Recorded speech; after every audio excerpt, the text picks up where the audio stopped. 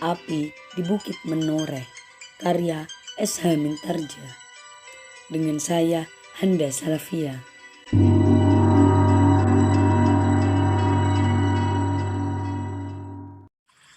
Di Bulak Dowo, Agung Sedayu masih terpekur di atas punggung kudanya yang tegak seperti patung. Dadanya yang penuh sesak oleh gelora perasaannya seakan-akan hendak meledak. Bahkan akhirnya Agung Sedayu tidak berhasil menguasai dirinya. Sehingga beberapa kali terdengar ia mengeluh.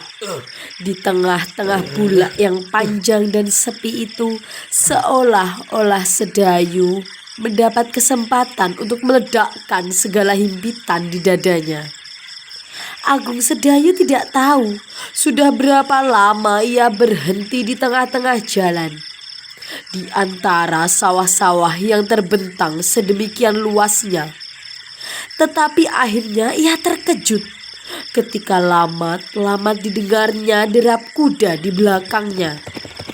Perlahan-lahan Agung Sedayu mengangkat wajahnya. Didengarnya suara itu baik-baik. Derap kuda. Siapa ya? Adakah Kakang Untara? Tapi lukanya agak parah. Adakah mereka itu gerombolan alap-alap Jalatunda? Tapi alap-alap Jalatunda tidak berkuda. Mendengar kata-katanya itu sendiri, dada Sedayu berdentang. Namun karena pengalamannya yang picik, maka perhitungannya pun picik pula. Untuk sesaat Agung Sedayu menjadi agak tenang. Bahkan ia berharap mendapat teman untuk melewati tikungan randu alas. Tetapi tiba-tiba tumbuhlah di dalam benaknya. Tapi bagaimanakah kalau alap-alap Jalatunda itu menemukan kudaku? Sekali lagi dada Agung Sedayu terguncang.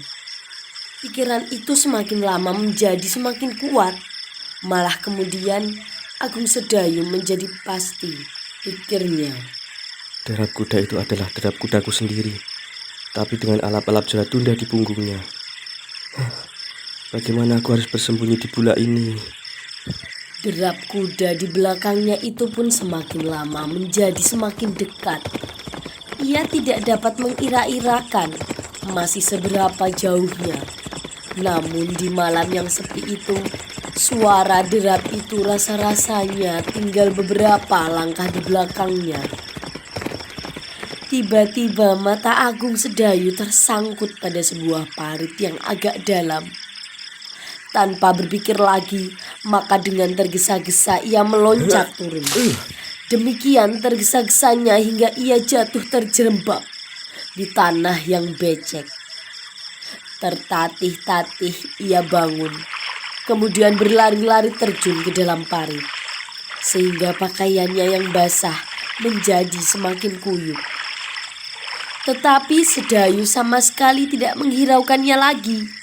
Bahkan kemudian yang tidak mengingat persoalan-persoalan yang dapat terjadi kemudian. Anak yang ketakutan itu memungut sebuah batu. Dan dengan batu itu ia melempar kudanya. Kuda itu terkejut. Satu kali kuda itu meloncat, kemudian berputar-putar dan berlari kencang-kencang ke arah tikungan randu alas. Pada saat itulah alap-alap Jalatunda muncul di kelok jalan di belakangnya. Hati anak muda yang sedang terpacu itu pun berdesir. Ketika di dalam keremangan cahaya bulan, ia melihat seekor kuda yang berlari searah dengan kudanya. Jarak kedua ekor kuda itu masih belum terlalu dekat.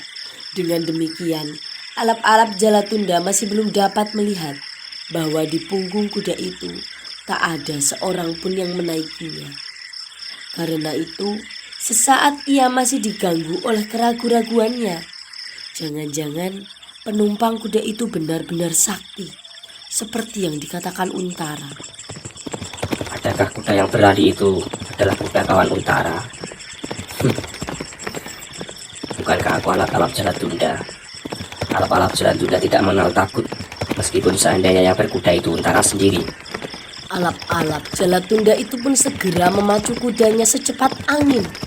Ia tidak mau melepaskan buruannya atau menunggu sampai ke sangkal putung.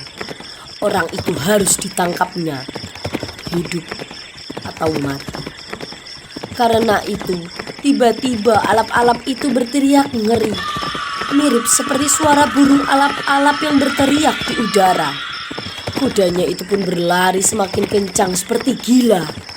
Agung Sedayu seakan-akan membeku di dalam air parit yang dingin. Ia melihat seekor kuda lari di muka hidungnya. Dilihatnya pula anak muda sebayanya duduk merapat di atas punggung kuda itu, seperti sedang berpacu dalam keremangan cahaya bulan.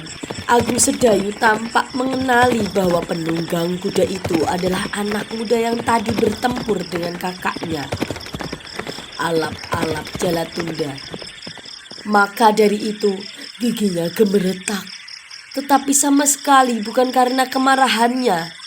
Untuk beberapa saat Agung Sedayu tidak dapat menggerakkan meskipun hanya ujung jarinya. Hatinya berdebar-debar, seakan-akan bunyi guruh meledak-ledak di dalam rongga dadanya. Suara kuda alap-alap Jalatunda itu pun semakin lama semakin samar ketika Agung Sedayu menjengukkan kepalanya yang gemetar. Lamat-lamat dilihatnya sebuah nokta hitam. Semakin lama semakin menjadi kabur dan akhirnya hilang. Seakan-akan ditelan oleh genderuwo bermata satu di ujung jalan.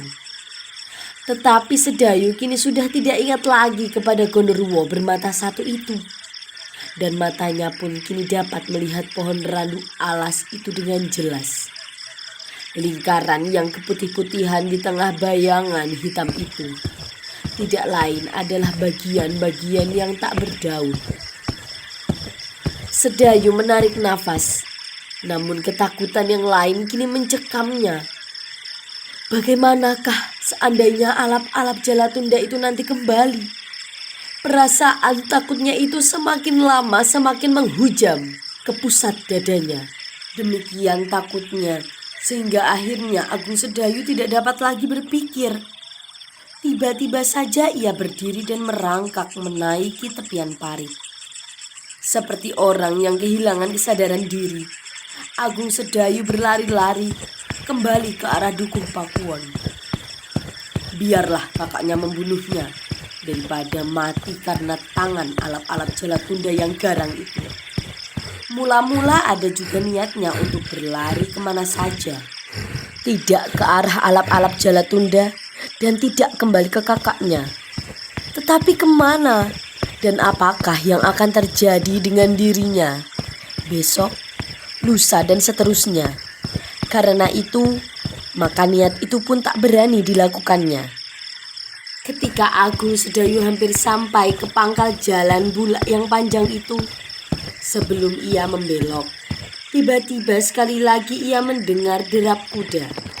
Karena itu langkahnya pun terhenti.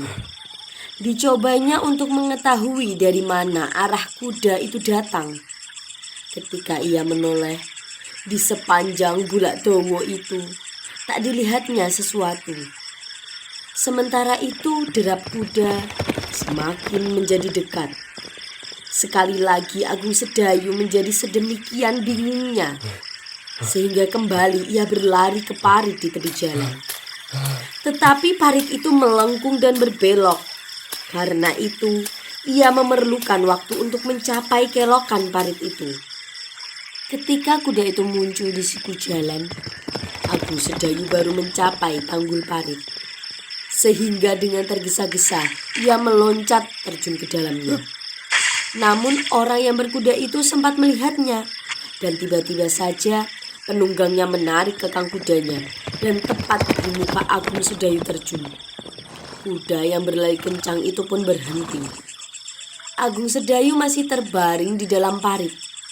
Hanya wajahnya sajalah yang berada di permukaan air. Ketika ia mendengar bahwa derap kuda itu berhenti, maka ia menjadi semakin ketakutan dan kembali merataplah ia di dalam hati. meratapi nasibnya yang malang semalang-malangnya. Didengarnya orang di atas punggung kuda itu menggeram, dan kemudian didengarnya orang itu berkata, Siapa yang bersembunyi di dalam parit? Mendengar suara itu, dada Agung Sedayu bergoncang. Serasa nyawanya telah berada di ujung ubun-ubunnya. Hei, jawablah. Siapa itu? Kalau kau ingin berbuat baik, datanglah. Kalau kau tidak datang, bersiaplah. Kita akan bertempur. Agung Sedayu menjadi benar-benar beku. Ia tidak dapat berbuat lagi sesuatu apapun. Tubuhnya menggigil, namun mulutnya masih terkunci. Nah, kau tidak mau menampakkan dirimu. Siapapun kau, aku tidak akan takut. Berkemaslah, kita mengadu kesaktian. Sedayu masih mendengar orang itu meloncat turun. Kemudian tiba-tiba ia melihat sesosok tubuh menjenguknya dari atas tanggul. Melihat orang itu, Sedayu benar-benar hampir pingsan. Seorang yang mengenakan sebuah topeng yang menutupi wajahnya. Tubuhnya yang sedang berbalut sebuah kain geringsing. Ketika orang itu melihat Agung Sedayu, maka berderailah tertawanya.